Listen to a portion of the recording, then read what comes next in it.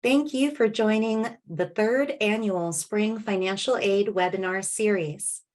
This series is brought to you by the Northern California College Promise Coalition, or NCCPC for short. NCCPC is a collective impact coalition with over 40 members serving over 150,000 students across 12 Northern California counties. Our geographic footprint includes the 9 Bay Area counties, Sacramento, San Joaquin, and Tulare counties.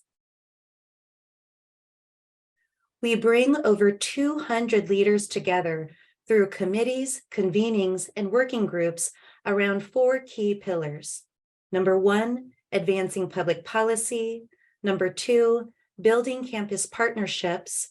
Number 3, scaling workforce pipelines. And number 4, convening communities of practice. Our members are locally and nationally recognized college access and success programs, advocacy organizations, college and neighborhood promise programs, K-12 and charter school districts, education technology nonprofits, individual advocates, and cities and mayors. We believe that working together, we can impact systemic change on behalf of all of the students we serve and beyond. Today's session is Financial Aid Packaging with the Association of Independent California Colleges and Universities. First speaker is Alex Graves, the VP of Government Relations at the AICCU. Followed up, we'll have Jenny Garcia, Associate Director of Compliance and Training at the University of San Francisco. And our final speaker is Rebecca Chorley, Financial Aid Counselor at Jessup University. During today's session, if you have any questions for our speakers, please feel free to use the Padlet. I'll drop the link again in the chat. This is where we'll go for questions when we get to our question and answer period. You can heart a question you already see to upvote that question for the speaker. And now I'll turn it over to our first presenter, Alex Graves, to share their screen, introduce today's topic. Take it away, Alex. Great. Thank you so much. It's great to be here, and thank you to those who are joining us today. Let me just get my slide deck pulled up here. Hopefully you all can see that okay. And thank you to Northern California College Promise Coalition, and again, all of you for joining today. I'm really excited to be here and talk a little bit more about independent nonprofit colleges and universities and the types of opportunities and financial aid in particular that might be available to interested students. So just a bit of background to help tee this up before turning it to my great colleagues from 2 of our institutions in Northern California to dive deeper. But there are over 80 independent, nonprofit accredited colleges and universities throughout the state of California. AICCU, we are the membership organization that works collectively with those institutions and help provide resources and additional information to folks like you who are trying to navigate college options and make some decisions. But just in Northern California alone, we have a number of really great institutions. You see some here. There's incredible diversity of opportunities within our sector. We have art institutes such as the California College of the Arts in San Francisco, institutions like St. Mary's College of California, Dominican University, Simpson University up in Redding, if you're a little further north in the valley. Of course, Stanford University in the Palo Alto area, University of San Francisco, University of the Pacific in Stockton, William Jessup or Jessup University here closer to Sacramento up in Rockland, just to name a few. And so, there are all types of programs and offerings, and again, incredible diversity of types of institutions and offerings within our sector that we really encourage you to explore. And there are some resources that are in the not tablet, but the tool we're using today that we can also drop into the chat if helpful. Let's see if I can get it. Perfect. Just a few fast facts about just the types of students collectively attending these institutions. Collectively, we serve about 190,000 undergraduate students and another 166,000 graduate students. Among our undergraduate population, there's you see this here, about 43,500 Pell Grant recipients, as well as almost 27,000 Cal Grant recipients. Significant numbers of adult learners enrolled in undergraduate programs. Around 4,000 new California Community College transfer students enrolling in undergraduate programs at our institutions every year. And just a little bit more at the bottom here about the backgrounds of some of those students who are transferring either from community college or who are Cal Grant students. And we're really proud to serve a large number of first generation college students at our institutions. So obviously today we're here to talk about financial aid and certainly cost for private nonprofit institutions and just college in general. I know it is top of mind for many families and students. And so just a few fast facts around what affordability looks like at independent nonprofits in the state of California. So you see here for 2021, 2022, the average tuition and fees in the state of California's nonprofit colleges was about $39,000. Then of course, when you get your housing, food, books and supplies, and those other costs, that gives you your sticker price, which is, the number you see when you do a quick Google search of, cost to go to, insert name of the school. And want to stress that sticker price is not necessarily the price that you are going to be responsible for paying. And I know my two counterparts can really dive in deeper on that, but among our institutions, 78% of undergraduates receive some combination of institutional, state, local, or federal grant aid. And again, grants are free money, not loans. They do not need to be paid back. And you see this stat here on the left-hand side of the slide, that our institutions are on average providing over $21,000 per year in institutional grant aid to Cal Grant recipients. So if you're a student who is Cal Grant eligible, or your child is Cal Grant eligible, and you're considering one of these schools, wondering, what type of support you're going to get from the institution. Again, it'll vary from institution to institution, but there, again, on average is going to be significant institutional aid available to help you make that dream of attending that school a reality. And again, you see here at the bottom, just a quick breakdown of kind of how, just when you start to package Cal Grants, Pell Grants, and institutional aid, how very quickly, right, that sticker price or cost that you're looking at really starts to scale down in terms of what that actual gap is between the aid you're receiving and what you might need to figure out how you're going to cover.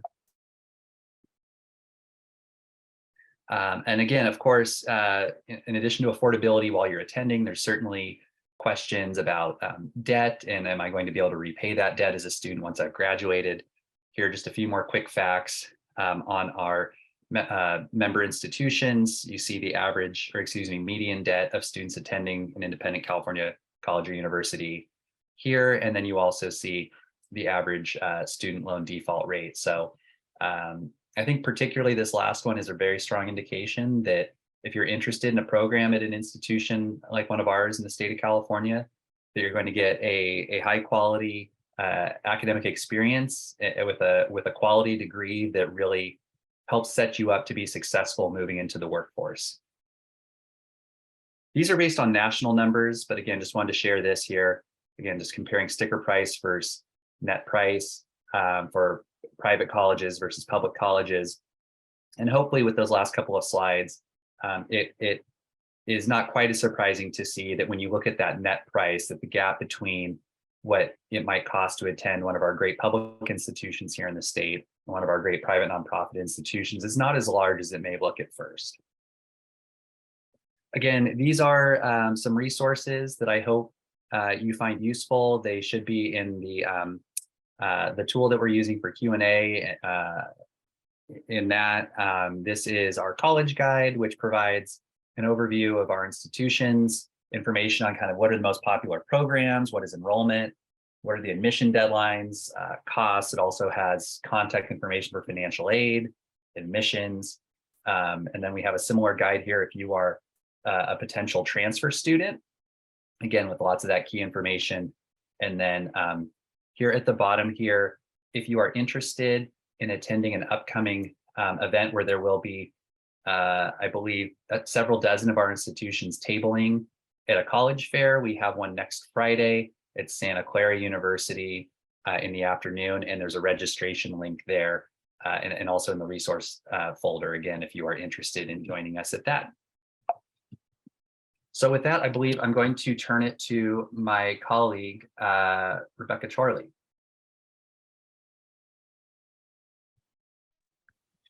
Can everyone hear me all right? Mm-hmm. Hi.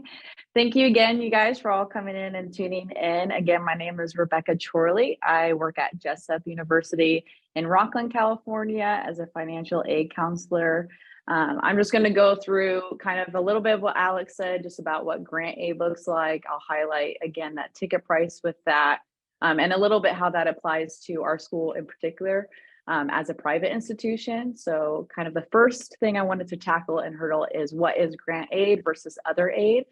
This is a really important clarification because what I like to say, grant aid is free money. It's something that you do have to apply for, which we will go through a little bit later in the slides. But what that looks like is grant aid really is one of them being Cal Grant. That is up to $9,358 yearly right now.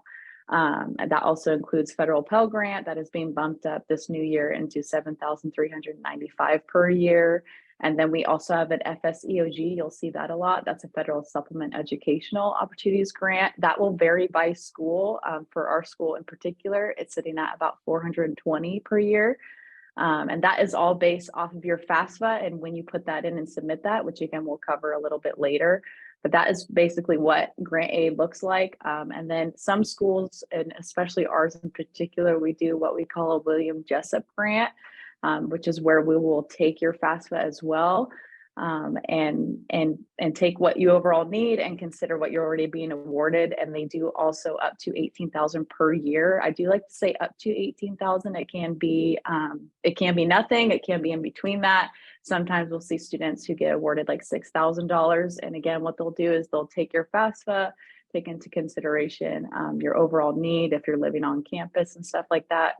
Again, not all schools do that. That is a Jessup specific grant, but that's a really cool thing if you're looking at how to lower your sticker price.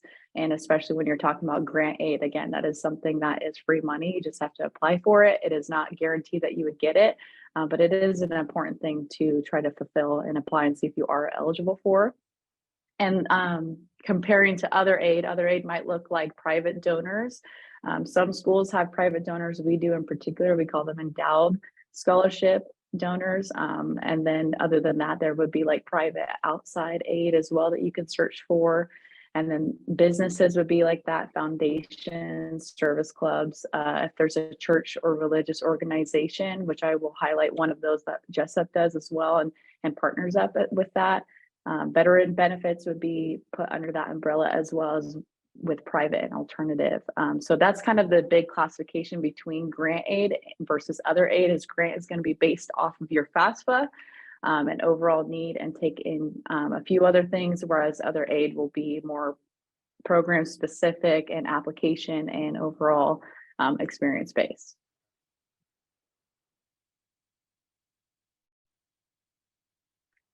So just kind of to go more into that on what federal aid looks like, which again is based off of your FAFSA. This is going to depend on your expected family contribution. You'll see that quite often when you're going through school and going through your FAFSA as well. It's called EFC, and they'll determine that as well when they're awarding your package. Again, it could be up to, so it could be anything below that. The Pell Grant would be put in that as well as the FSEOG. Again, that's going to vary by school if you're awarded that or not. And then every time you fill out FAFSA, as long as everything's correct and you have the opportunity loan-wise with it and the overall eligibility, you do get offered loans. These are government loans. They're a really good option when you're looking even for a further financial relief to cover that sticker price. And there's kind of three main ones when you're looking at undergrad, and then for graduate programs in particular, you also have unsubsidized loan eligibility. This is just a really good option as well, just to get more coverage. That does change from freshman year to pretty much junior year. It starts at 5,500 allotted amount per semester in the year as a freshman, and then it goes up to 6,500 and then 7,500. Again, there's, I believe, some sheets that we shared in the chat of breaking that down some more. And then there's also, if you needed even more eligibility that way or more financial relief, really, there's what we call Parent Plus loans. These are really great in terms of just having the first step before going to our alternative or private educational loans. That is an option for you guys as well. But that is something that, again, is determined when you fill out your FAFSA. I like to call it kind of like the extra car. If it's something that you need, it's good to use, but it's not something that you would want to do immediately before seeing what your aid package looks like. But that is really cool that you guys pretty much all get awarded that as long as the FAFSA's in and everything's correct, and you have the loan eligibility for it. And then kind of another really big thing too that goes in with federal aid is a federal work study program.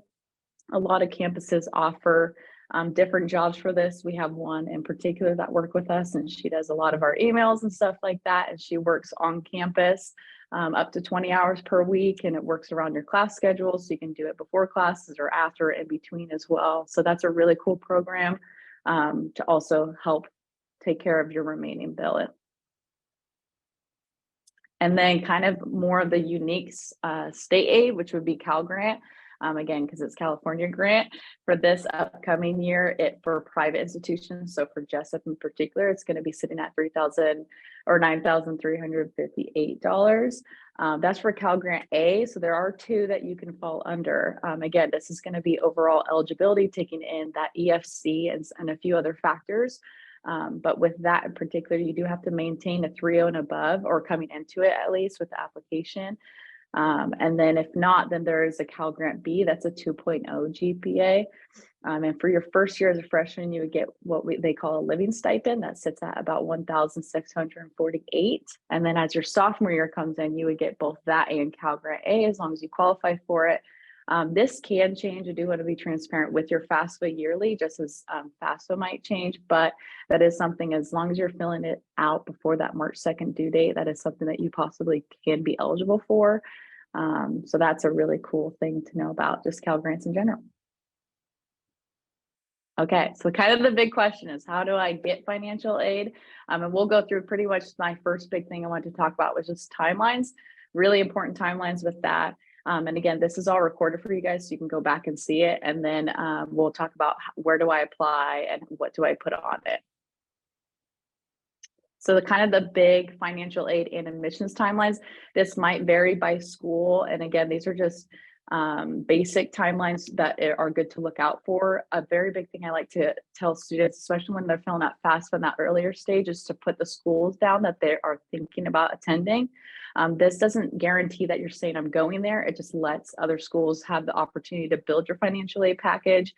I put our school up there as a code just for you guys in general, but that's a really good option just to be able to have that out earlier, so you're not going back and having to add the school back into your FAFSA. You can add more than one. That's also a normal misconception with FAFSA. So you can just keep that in mind when you're filling that out. September 1st and December 31st, that is the typical admissions application filling period. Again, sometimes that varies. I have seen students fill out applications in January and even a little bit later as well, but those are usually the typical deadlines that you'll see. And then you have October 1st to March 2nd. Those are going to be pretty much priority dates to fill out FAFSA. I like to say March 2nd is a really good date to keep in mind for filling out FAFSA, just to see if you would be eligible for a Cal Grant.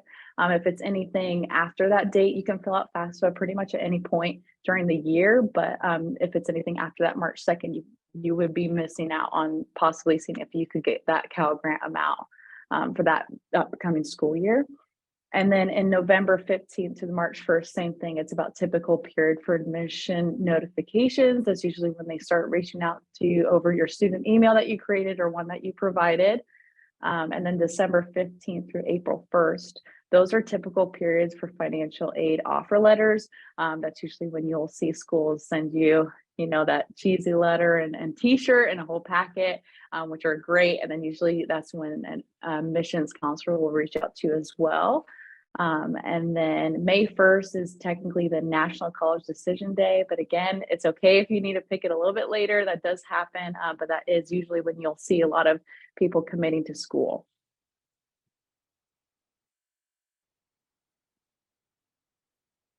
Thank you, Alex.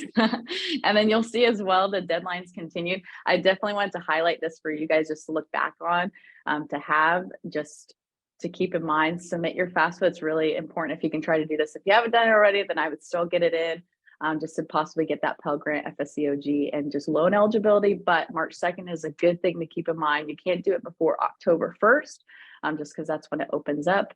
And then March 2nd, postmarks deadline for GPA verification forms. You do have to upload your GPA in order to be evaluated for Cal Grant. So schools will ask for that for your final official GPA form.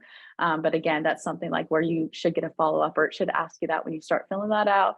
And this is just really cool, like a good deadline to keep in mind as well, because that's good to see if individual scholarship deadlines will be sent to you. There's sometimes that there are prior dates as well. Like we have Jessup A that have particular dates that fall pretty close to this FAFSA application date.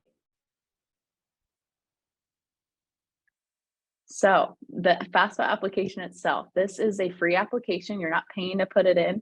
It is something that you can find through that link, this studentaid.gov.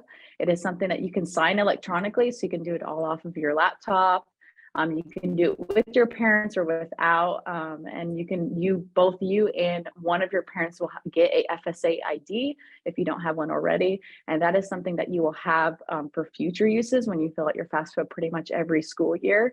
When you are renewing that, the next 2024-25 FAFSA will be opening up again this October 1st, but you can still fill out a FAFSA coming into this new school year.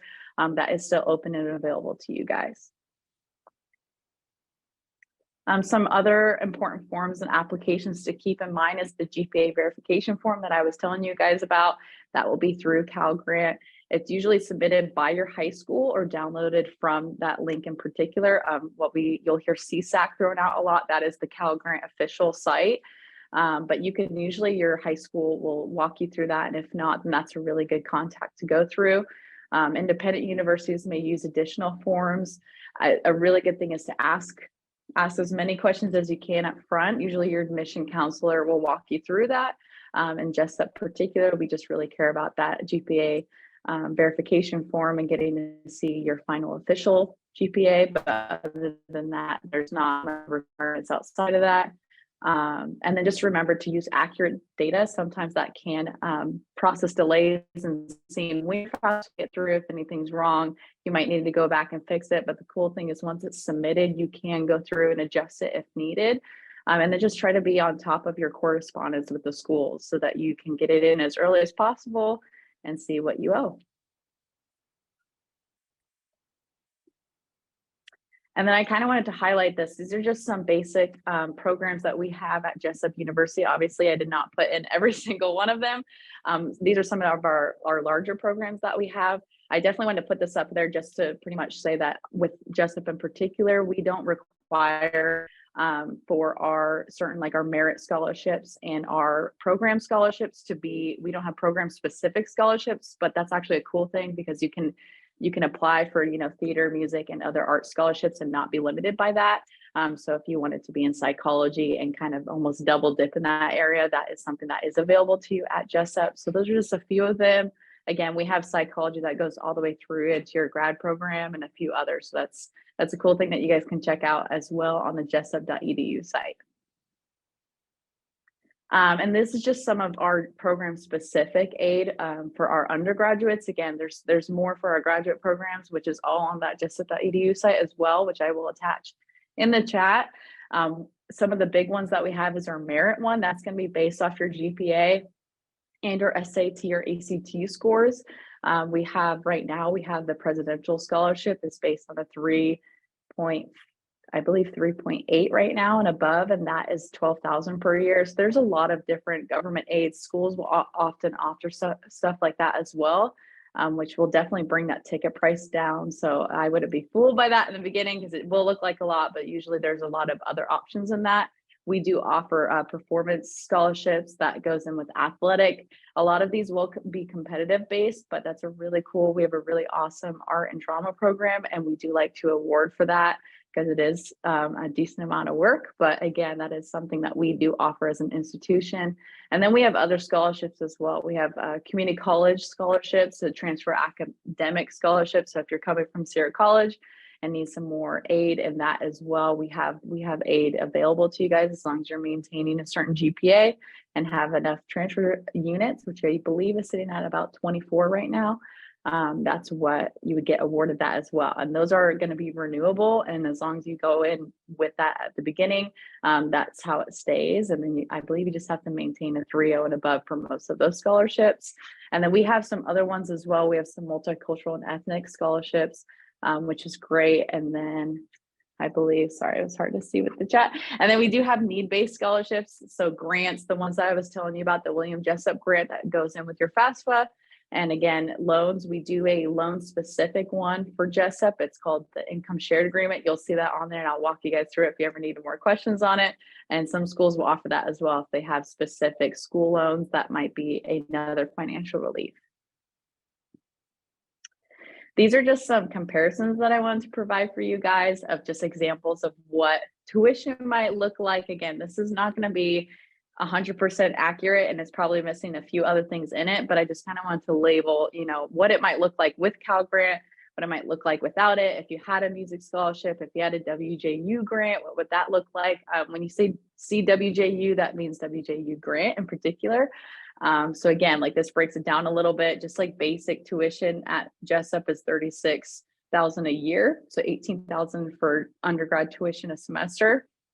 And for that in particular, if you had Cal Grant on there, any department scholarships ranging between $3,500 a year, you can get a music scholarship. If you had an academic scholarship, that could really bring that net price down to about $15,000 a year, which is like definitely doable. And again, that's not all of it in particular. That doesn't include your loan eligibility, possible outside aid as well, or those endowed scholarships I was recently talking about as well. And then there's some other things in that as well it shows like if you didn't have the Cal Grant or anything else, like it's still, it is a higher ticket price, but there are other options in terms of Jessup aid that we have. So I wouldn't let that big tuition price feel like scare you right away. I definitely would see to try to get anything and everything first, and then just kind of work with that from there on out. My favorite thing I like to say is the worst you're going to get is a no. So I definitely am team apply for as many things as you can and see what your aid really would look like or what your price at the end would really look like after all that aid is applied. And then one program I definitely wanted to highlight that Jessup does in particular is our NHCLC program. This is really a partnership with the National Hispanic Christian Leadership Conference. That's a direct link and quote from the site itself. It's a really cool program that we do. Just a little bit about the program. If you're accepted into it, there are some requirements in that and people that I have contact with that I can share. But with that in particular, they cover all your charges of tuition, living on campus, food, up to $5,000 per semester out of pocket. It is a competitive program to get into, but it is one that I think is not as looked at as often as it should be. It's one that we're trying to highlight because we understand the Latino community is a large community, and that's something that we want to hit on as often as possible. And that doesn't include your fees, textbooks, and any additional charges that you might add throughout the semester, but that is a really small ticket price when you're looking at the grand scheme of how much it costs to go to a private institution in general. And that's a really cool available program to a lot of you guys that might fall under it. So it's definitely something, if you wanted to hear more about it, I work with this program all the time, and it's definitely something that I love to advocate for. So this is one of those ethnic and multicultural scholarships / programs that we have available that, again, I just definitely want to highlight. Some of the requirements for this program prior to it is you do have to fill out a FAFSA and you do have to accept our loan. It's actually called an agreement just because there's no interest rate on it, but that just kind of ensures that you guys would stay in the school pretty much for the rest of your semesters if you can. When you get into the program, the cool thing with that as well is you would have that program scholarship the entire time that you're here.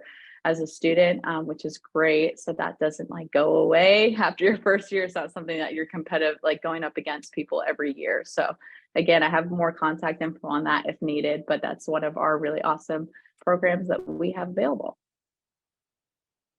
And this is just some basic contact information. I'll make sure to put my email and direct phone number down as well, but this is our general financial aid email, and then just our number if you need to contact us. I definitely suggest talking to our admissions first and then getting in contact with our financial aid, but I would love to hear from you guys if you have any sort of questions about what we talked about. You know, that's what I'm here for. And thank you again so much for having me and listening to my little spiel.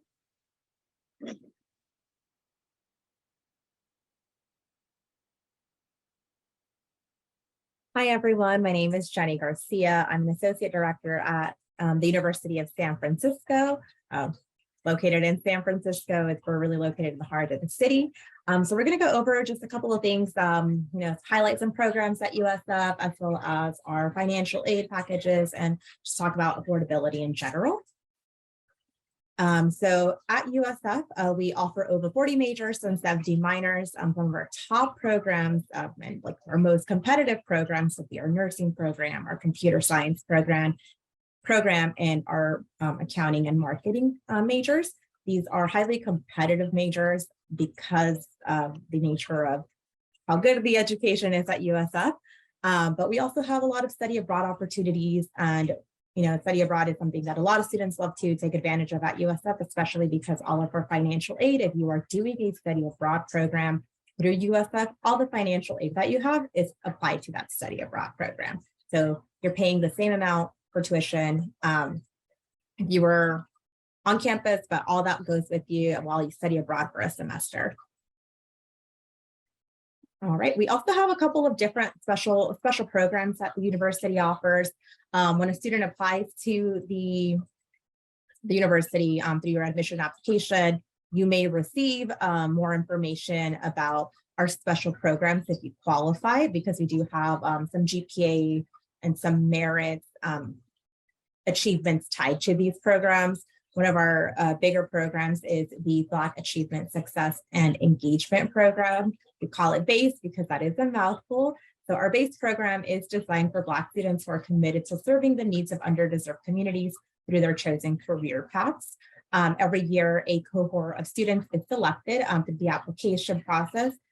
This cohort of students, they will be receiving one-on-one mentoring from USF staff, faculty, and alumni. They also receive a couple of different internship opportunities. And during their first and second year, if they decide to do so, they do live in a learning living community, which is a floor for all the students in this program, so that you can build those relationships with your peers and also receive that mentorship.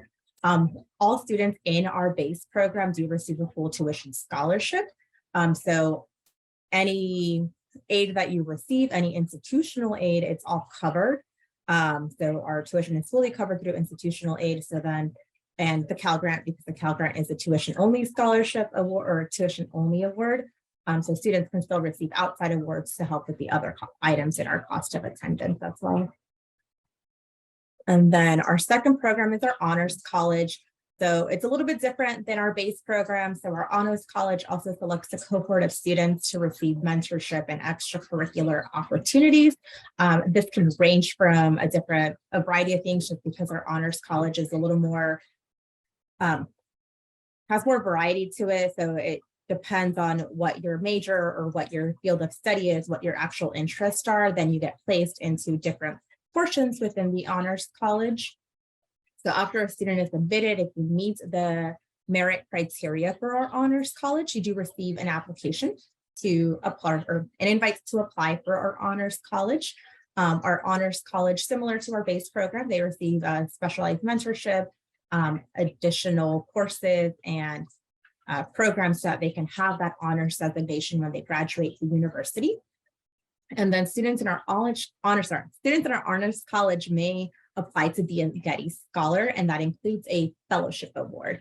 That fellowship award is for other educational expenses as it pertains to your Honors College courses or items that you would need for the college. So it does not apply to the students, to your tuition or fees or your housing or anything. It is directly a stipend that's issued to these students to help you further your support in the honors college. And then I'm going to cover merit scholarships because all students at USF are considered for a merit scholarship. So we have two types of merit scholarships, simply because we typically have two types of pools of students that are applying to the university. We have our first year students, which are our first like four straight out of high school students, and then we have our transfer students that could either be transferring from California community colleges or other colleges that they have attended, or returning students. So our first year students, they're all considered for a merit scholarship.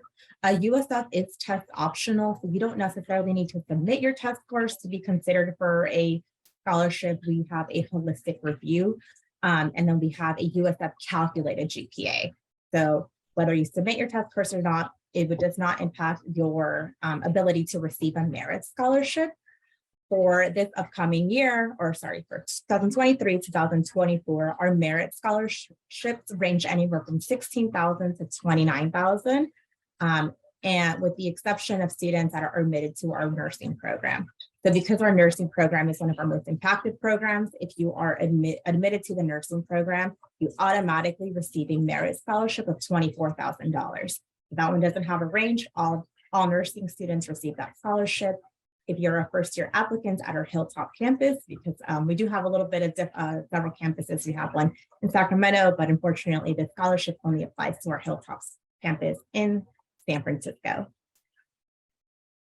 So here are just the ranges to receive our scholarships, our merit scholarships. We want to be as transparent as possible when awarding merit scholarships, so that students know what that USF GPA range would be to be eligible for a scholarship. And then we can move on to the next one. So our transfer scholarships are a little bit different. So transfer scholarships are solely admitted based on your GPA at the time of application. So I do want to point out that our merit scholarships do not change throughout your time at USF. What you're admitted with is the scholarship that you would retain for your time at the university. So for transfer students, it's a lower range. It can range anywhere from $7,000 to $16,000, and that's been consistent for a couple of years now. And then our next slide also shows the exact GPA range that you need to receive a merit scholarship for if you're transferring during the fall semester. If you transfer during the spring, it's just half of that amount. Aside from merit scholarships, so what other aid that we have available at the University of San Francisco, I'm only going to touch on gift aid because non-gift aid doesn't tend to vary. We have federal loans, and that's about it. So for our federal aid, we do have the federal Pell Grant, the federal Supplemental Educational Opportunity Grant, so that FSEOG grant that Beck was mentioning. USF, our FSEOG grant is awarded only to students that are eligible for a Pell Grant, and it can be up to $4,000. We also have our federal Teach Grant available for students in our teaching program. So we do have an undergraduate teaching program that leads into a master's degree. So it's a 4+1 program. Students that are pursuing their preliminary teaching credential can also apply for the Teach Grants on top of all the other aid that they've already received. For state aid, we have Cal Grant A and Cal Grant B. Beck went and described the differences between those two grants. USF also offers the Golden State Teacher Grant for our 3rd and 4th year undergraduates pursuing their teaching credential. Currently, this is up to $20,000 to help your educational cost. We do offer 2 different types of institutional aid. So we have our institutional need-based grants. So any need-based grants or any need-based funding is determined by the FAFSA or the California DREAM Act. So whether you submit a FAFSA or whether you submit a California DREAM Act, you will be considered for institutional need-based aid. It has a variety of names because we use endowed and non-endowed scholarships to award need-based grants. Typically, when students are admitted to the university, the first grant that they may see is university tuition grants. Later on, it may become endowed funds as we receive more information on that. We also offer institutional non-need-based scholarships. These can be awarded based on your major, affiliations, a different variety of programs. Any student that submits a financial aid application to the University of San Francisco is awarded a scholarship, whether that be need-based or non-need-based.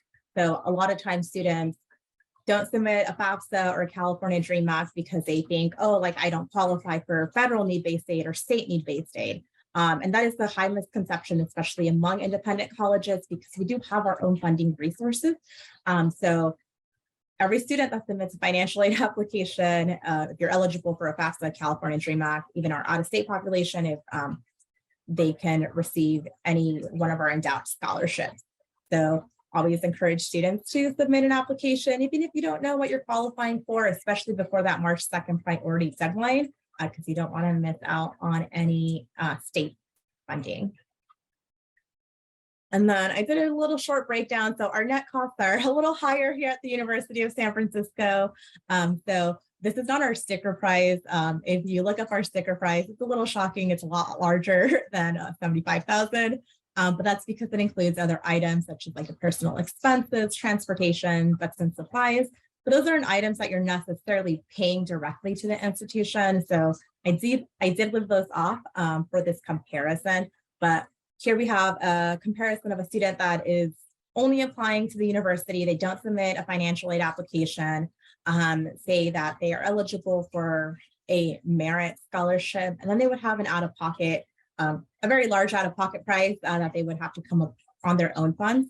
For a student who submits a California Dream Act or a FAFSA, depending, say that same student submits an application and they have an expected family contribution of 0, and would significantly reduce the price that they're paying. They would be awarded, a federal Pell Grant. You would also award the federal supplemental educational opportunity grant, a Cal grant, and then what we have are university need-based grants. So if you see that 75 then becomes 20,000 out of pocket, that's only through institutional or federal and state aid. I do want to make the distinction that if you're a California Dream applicant, you won't be eligible for the federal Pell Grants or the federal supplemental educational grants. But if you still demonstrate the same amount of financial need here at USF, we will supplement any federal aid with institutional aid. So even if you're not eligible for federal aid, the university does have funds so that you're not placed at a disadvantage to students who would receive federal grants. And this is only through self-help. This is without any self-help aid. Self-help aid would then be any federal student loans that are awarded. We also do have federal work study at USF. Our maximum federal work study award is $6,000. Luckily for us, any single job that is available on campus is federal work study. So you want to utilize those funds, to lower that out-of-pocket cost, that would be great as well. And then a little bit just more information about the University of San Francisco is our website is full of knowledge. We love to put on webinars for our students and also like our incoming classes. So a couple of webinars that we have are how to fill out a step-by-step guide on how to fill out the California Dream Act and the FAFSA application. We also have an outside scholarship webinar. So we highlight different outside scholarships that we receive and we put them on this little cool sliding, rotating deck that our federal work study students put together for us, so that students are aware of outside scholarships that are available to them.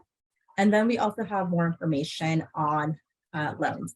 So I do see a couple of questions regarding USF's policy. For USF, how many first-year students are awarded the first-year merit scholarship? I unfortunately don't have those figures off the top of my head. However, based on 2021-2022 merit scholarships, the average merit scholarship was 18,000. A good portion of our students receive merit scholarships. And if you don't receive a merit scholarship, if you apply for financial aid, you would still receive support from the university. And we would use other institutional non-need-based funds or even need-based funds to supplement any merit that you would not have received. And then some information about outside scholarship policy. Because we have such a high cost of attendance, we're well aware of that. A lot of students, when they receive outside scholarships, it reduces their self-help first. So it is applied against their cost of attendance. So it's a lot of the time they're additive. Very few students receive a lot of scholarships that cover the full 83,000. In that case, then we do notify the student that because our scholarships are tuition only, and if they're receiving outside resources and they've used up that allocation of self-help aid and the extra portion, we work with the organization to determine if the students can receive a scholarship in a future year to help for future costs, or our policy ultimately would be to reduce any institutional aid that we can't award you anymore because it would put you over the cost of attendance. But it has not happened. So we think one of the quote unquote benefits of having a high cost of attendance, that students are eligible to receive a lot more outside scholarships. And that is all for me. Do you have any questions? Thank you so much, Jenny, Alex, and Rebecca, for all of the great information you've shared today. For those of you in the Zoom room, please use your Zoom reactions and just give folks some thumbs ups or claps or whatever you're feeling. That was a lot of great information, not just about the AICCU in general, but also about local campuses here in Northern California. We do have several questions posted to the Padlet. We'll do our best to get to as many as we can in the 12 minutes we have left, but for anything we may not make it to today, we'll be sure to follow up with our presenters and get that information added to the Padlet for later.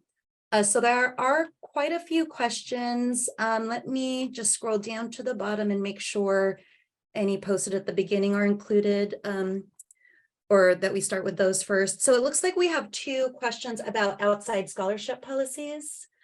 And it looks like the first one for Jessup was already answered. What is Jessup's outside scholarship policy, and is it online? Thank you, Rebecca, for answering that the information is online and can be provided in person. By any chance, is there a direct link we could put in the Padlet to the policy? Hi, yes, I can put a direct link that will take them to pretty much everything that has to do with outside aid. I mean, that link itself will take them directly to the financial aid breakdown, and then it would be just at the forms and resources at the bottom. But I definitely want to highlight that. So I'll add that to the Padlet, kind of two areas. We do have an outside aid breakdown that we actually put together for students so that they don't have to do that themselves, because that could be complicated sometimes. And just to kind of highlight outside aid, we don't necessarily care how much you guys like get offered. If you guys get offered a check, we'll apply it. So there's not a limitation there. Like, it's not that if you get one, then that's all you get. That's going to be more your guys's, application based with that. If you get awarded it, then that's something that we would add on. But with the endowed ones that I was talking about, the Jessup specific, there's an application for that. So I'll add that in there as well. Great, thank you. And same, Jenny, for USF, is there an outside scholarship policy that's public? And if so, would you be able to share the link with folks? We have just general information about outside scholarships and USF policies on our website, so I can share that information. But we are still currently working on updating our policies for the upcoming year with a lot of regulation changes. So it'll be updated, I want to say, by the end of April.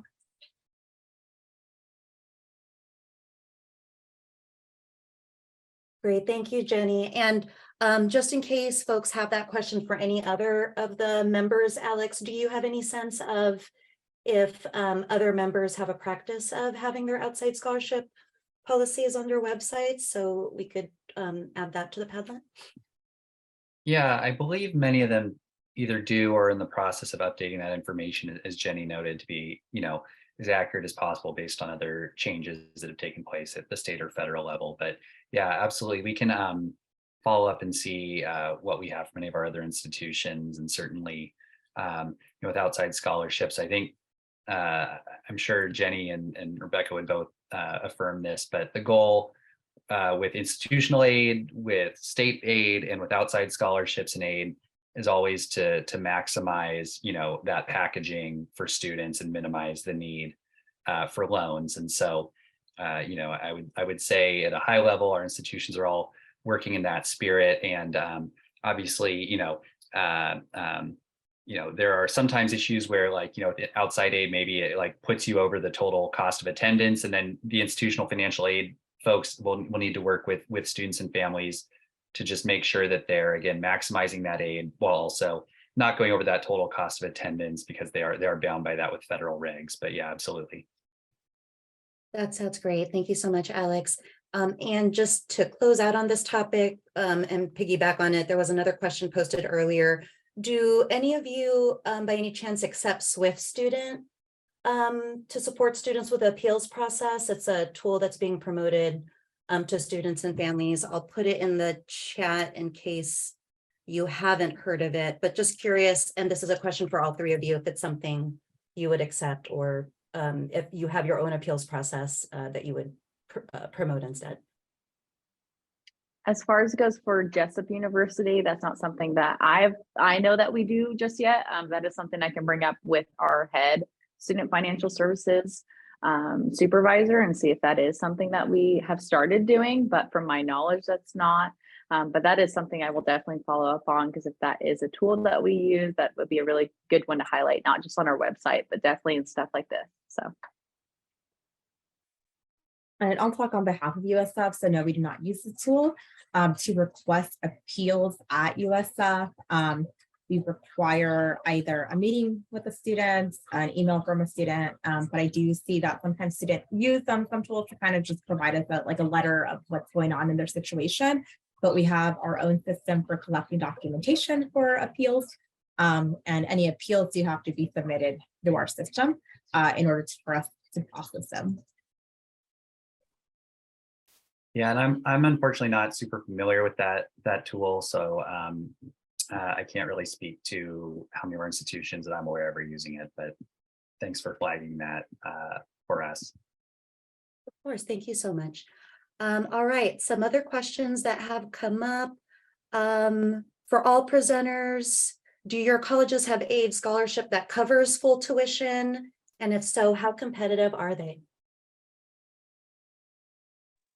Hi, we do, and I was going to highlight that specifically, but it is very competitive. Again, that will be on that general website that I did attach, but I can attach a more specific link for it. We like to keep pretty much all of our stuff in one area, so it's easy to find, but I'll make sure to have that just at the forefront for you guys. We call them program scholars. They are definitely merit-based and they are competitive. Usually we award about 3 students per academic year, and it's a full coverage tuition cost. So that might not take into consideration if you live on campus and have meals, but that is, that's a huge alleviation on overall cost to go to Jessup. So that would take up about $36,000 would be pretty much covered. We do like to say, it would be nice if you guys did the FAFSA. I think that's going to be part of the application in itself, but it's a really cool program. We just recently awarded our students, and that was really fun, and we celebrate that. We do a meeting usually, and they come in and they get to do a dinner as well. So it's a lot of cool things. And we also do a partial program scholar as well, that usually the people that didn't get awarded in the top 3 for that. Again, that might range to just 1 to 3. This year it was 3 that they usually give out, then sometimes a little bit. I can't guarantee that either, but it is $3,000, I believe, a year for that. So the only program at USF that offers a full scholarship would be our base program. Aside from that, no, we do not offer full tuition scholarships. We offer a combination of other scholarships or an institutional aid to try to meet a student's financial need. But unfortunately, we don't have the resources to be a full needs, so we can't offer full scholarships. Thanks, Jenny and Rebecca. And then Alex, do you want to just offer any insights for how folks might find out more about any scholarships or aid that covers full tuition for the other members? how might folks go about researching that? Sure. So I would, definitely encourage folks as you're, exploring institutions of interest to really utilize our college guide, which is in the list of resources provided as part of this presentation today. In there, again, I would really start with the programs and institutions that you're interested in. And then within each of those, if you can't find information on a website or just want to talk to a person and get an answer, more quickly than browsing around, the College Guide does have contact information for any of our institutions' financial aid offices, and would really encourage you to reach out to them directly to learn more about what types of institutional aid and financial aid are available. I would just add, because I know we're coming up on time, I think one thing I hear a lot from our financial aid folks, not just on the call here, but across our membership, is there's a lot of institutional aid available at our institutions. For example, they're not in Northern California, but I was in a meeting with the president of the University of Redlands, which is in Southern California, last week, and they have several thousand undergraduate students, but they're a small to mid-sized institution. But she said that last year they gave out $70 million in institutional aid. And so it's really a priority for, I think, institutional leaders in their outreach and fundraising campaigns for the institutions. And so again, I think hopefully one of the messages that you all joining us today walk away with is, if there's an institution that really has an interesting program to an aspiring student, again, don't let the sticker shock discourage you from learning more and applying. Again, many of our institutions accept the Common App, perhaps with a supplement, but again, the Common App will help minimize how many times you're filling out the really basic information like your name, GPA, address, the school, those types of things. And then additionally, many of our institutions, because I know that, there's it can cost you $50, $60, $70 to apply to a college, but many of our institutions also have fee waivers. If that extra $60 to $70 is a financial hardship for you, reach out and see if there are fee waivers available, because the last thing I think want interested students to do is not apply because that $60, $70 is a barrier. And we really want you to be equipped with the best information possible about what types of financial aid are available to help make those dreams a reality. Thanks so much for that, Alex. And because of time, I'm going to ask if each of you want to provide just like one last closing statement. And if you want to try to answer 2 questions at the same time, feel free to. But folks do want to know what types of support are available at your campuses for undocumented students and parent students. So if you'd just like to share any final thoughts and any resources you have for undocumented students and parent students, that would be great. And then we will close out the webinar.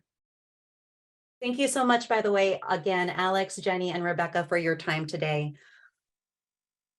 Thank you so much. I feel like I kind of gave my closing comment already, but I would just, on the undocumented student question, encourage people to check out the Undocumented Higher Education Coalition website. That has a full list of institutions of higher education across the public segments and private nonprofits of institutions that offer resources, including things like legal services, and that's a great resource. So University of San Francisco, we do offer support for undocumented students. Like I said, we receive the FAFSA application, the California DREAM Act application if you're a California resident or not undocumented California residents. And if you are undocumented out of state, we also do the CSS profile.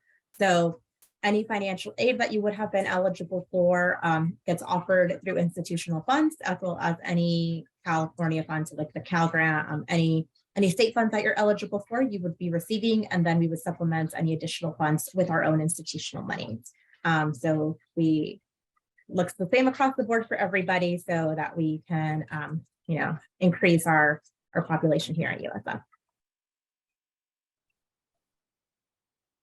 Thanks, Hi Jenny. again. Sorry. Go ahead, Rebecca. Oh, okay, sorry. Thank you. Yes, so just as far, I'll just touch on that as well. We do the same thing, and we do have a DREAM Act. That's usually what we suggest students filling out. And then usually we like to try to do our best in working with that. There are a little bit program specific stuff that we also do. We have some diversity grants, and then we also do offer the NHCLC program is also a big one I like to highlight. There are different specifics that they go through with that, and they offer some services in that.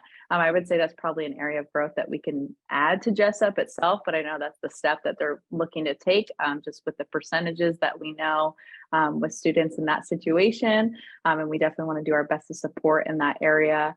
And kind of just, I would say my message again, I want to say is the worst you're going to get is a no. I am team call the school, ask the hard questions, ask all the questions. Really, we love it more than anything. And just ask for resources. I think that's the best way to approach when you're looking at something like a big private school or even a small private school that has a big ticket price, is it really can go down. I think the hurdle that we usually hit at Jessup is we wish students would apply to more things. A big one like that is the endowed scholarships. Like that's awarded to more than half the applicants that apply for that, which is a crazy high rate. And then we still get a fairly low influx of applications in that. So it's just, there's stuff like that where I think it comes down to really, in a cool way, it's more in your guys' hands to take that on. But we do have a lot of resources here. We have a lot of counselors that would love to meet with you guys and walk you through this process. I like to say as well, we have no expectations in you knowing everything. That is our job. It is really for us to walk you through and to be that helping hand. So we really want to make as many things possible for you, get as much aid on your account as possible. And then really, like I said, use those loans if possible as like a back burner if needed. But not necessarily taking those right off the bat. So that's kind of my leave message. I definitely suggest if you want to contact me, please do. And I usually try to respond fairly quickly. Awesome. Thank you once again to all of our speakers, Alex Graves, Jenny Garcia, and Rebecca Chorley. We want to thank all of our incredible presenters from across 10 partners who shared their gifts of time, talent, and treasure with us over the last 4 weeks from February 23 through March 16, 2023. Whether you attended one session or more, please complete our exit ticket and let us know how we can enhance these sessions and this series for future years. Thank you to our generous partners for providing our wonderful gifts for our series raffle. You can win one of 5 prizes, like a backpack filled with goodies from our steering committee member, MoneyThink, a $100 athletic gift card, or a Gap Bank swag bag. Don't forget to check out the rest of this YouTube playlist for more great content from our partners.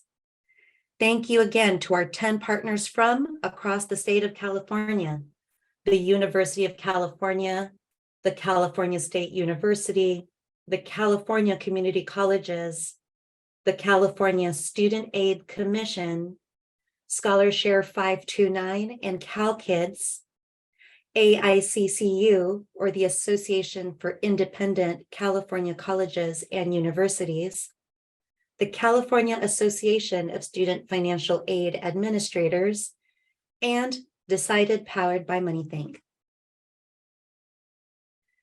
We also want to give special thanks to our connector sponsor, the College Futures Foundation, and to all of our generous sponsors.